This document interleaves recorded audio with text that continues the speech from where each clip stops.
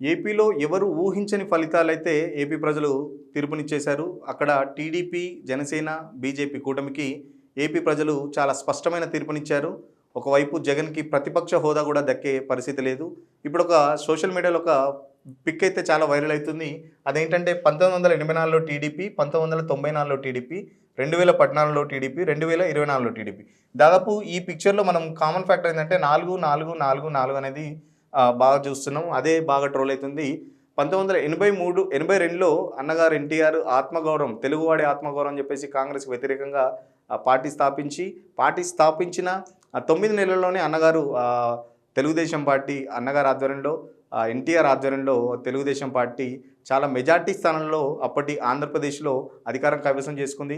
తర్వాత అధికారం నుంచి తన ఆపరేషన్ నిమిత్తం అమెరికా వెళ్ళిన తర్వాత వెంటనే అవిశ్వాసం పెట్టేసి అప్పటి కాంగ్రెస్ నాదెళ్ల భాస్కర్‌రావు ఇందిరాగాంధీ సహాయంతో ఎన్టీఆర్ ప్రభుత్వాన్ని కూల్చడం జరిగింది. తర్వాత 84లో మధ్యంతర ఎన్నికలకు వెళ్ళిన ఎన్టీఆర్ 200 సీట్లకు పైగా గెలుచుకొని ఆ ఎన్టీఆర్ మళ్ళీ అధికారంలోకి రావడం జరిగింది. 1989, 94 మధ్యకాలంలో కూడా ఎన్టీ రామారావు మళ్ళీ 1984లో మధ్యంతర ఎన్నికల్లో గెలిచిన ఎన్టీఆర్ మళ్ళీ 1989లో జరిగిన ఎన్నికల్లో ఓడిపోవడం జరిగింది. మళ్ళీ 1994లో ఎన్టీఆర్ మూడోసారి అధికారం చేపట్టాడు. ఇది 1994లో ఎన్టీఆర్ మూడోసారి అధికారం చేపట్టాడు.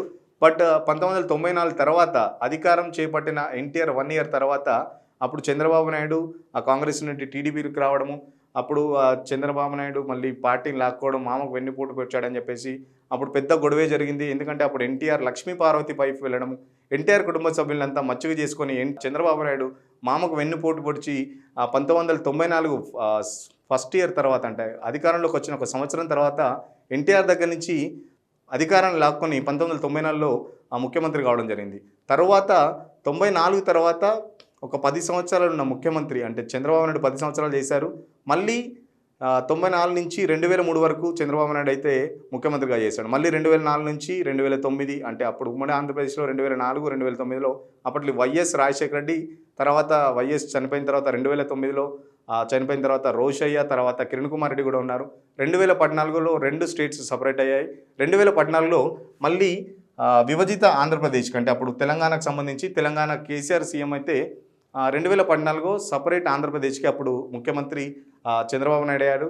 తర్వాత 2014 తర్వాత 2019లో అప్పుడు వైసీపీ స్టార్ట్ చేసిన జగన్, అప్పుడు కాంగ్రెస్ తర్వాత జగన్ 2019లో చాలా అనూహ్యంగా 150 సీట్ల పైగా గెలుచుకొని అప్పుడు జగన్ సీఎం అయ్యాడు.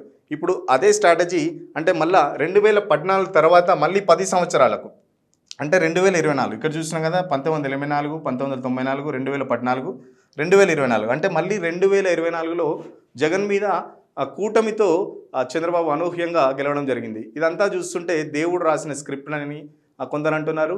ఇంకొకటి 4 వచ్చేసి దీంట్లో కామన్ ఫ్యాక్టర్ 4 వచ్చేసి చంద్రబాబుకి 4 అనేది బాగా కలిసి వచ్చిందని చెప్పేసి టీడీపీ వర్గాలు కూడా చాలా ఆనందం వ్యక్తం చేస్తున్న పరిస్థితి. ఈ పిక్ అయితే చాలా వైరల్ అవుతుంది. చూద్దాం